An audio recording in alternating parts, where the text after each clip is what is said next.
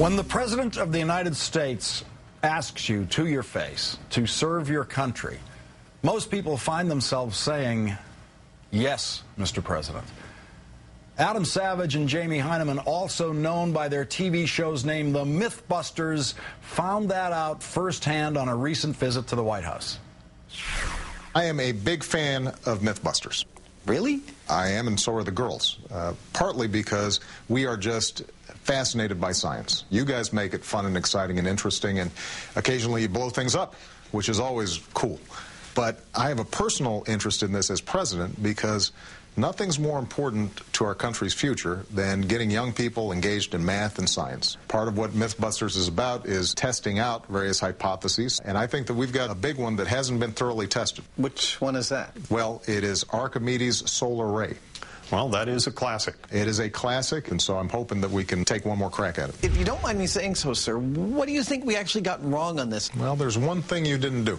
Well, we did use a giant solar mirror array. And we did use 300 bronze mirrors on shelving units that were aimable. True. But we didn't use, what, manpower? Exactly. I expect you guys to figure this out, get to the bottom of this once and for all, and then report back to me. The President's appearance on the Discovery Channel show airs this Wednesday.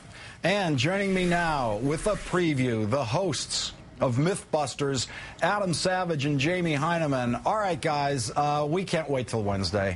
How did this solar ray thing work out? You know, I'll tell you, since we've tested this a couple of times before, we knew that the one thing that would be hardest would be coordinating the people to be aiming their mirrors. This is the hardest part. As soon as you get more than two people aiming a mirror's beam on something, getting another person to know which beam is theirs on a target, just like you can see there, is really, really difficult. And we ended up conscripting 500 middle and high school students from actually the school where Jamie's wife teaches science. And they did a fantastic job. They had a tremendous amount of focus. They were amazing soldiers for us. And how long did it take to put 500 together? And I mean, was this a couple of days' work? Did you get them? Well, you had to do it all at once at some point, right? Absolutely. Well, that was the challenge. You know, it's not a question here as to whether you can set something on fire with mirrors. We know that you can. It's just that. Can you coordinate that many people to do that? And especially high school and middle school students, it was quite a challenge. So we sort of set it up like an assembly line. We dosed them all with cookies beforehand so they had plenty of energy. And, you know... I wore period Roman armor and berated them on a megaphone. Yeah, but we actually did this entire experiment in a single day on a very long Sunday in San Francisco a few weeks back. Yeah, we had to do it at not school time hours so that, you know, there was no impact that way. That was a request of the White House. And you had to get lucky. You had to get lucky with the cloud formations in San Francisco. How about the distance? Exactly how long, how far away was the target of the mirrors? Well, we had some shoreline in San Francisco on San Francisco Bay that was a nice little protected inlet on the island of Alameda. We had a maximum distance of about 1,000 feet and a minimum distance of about 200 feet. And we felt within that we had a really good metric for a shootable distance from an arrow. We wanted to be able to hopefully disable the enemy ship in a distance that it wouldn't be able to actually hit us with, let's say, a crossbow bolt, which is about 200 yards, about 500–600 feet. Now, I have been trying to book the President of the United States on this show since its debut on September 27th. How did you do it? Is there a secret phone number that you can give me? Well, you know, the President wisely understands that education is super important.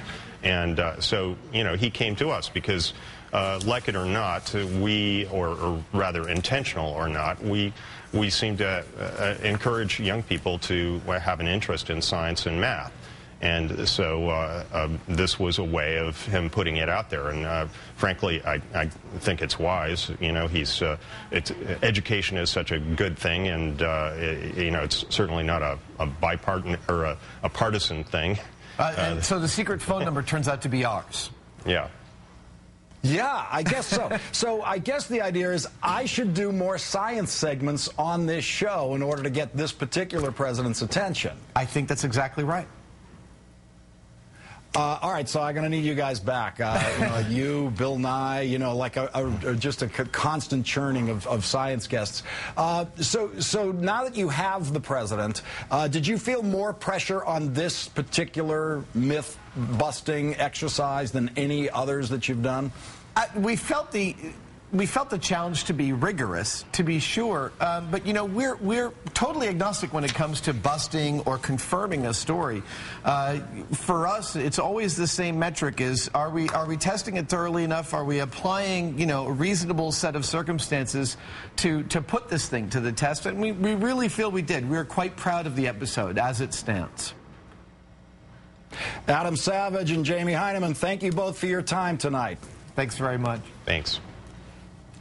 You can have The Last Word online at our blog, thelastword.msnbc.com, and you can follow my occasional tweets at Lawrence. That's tonight's Last Word. Countdown is up next.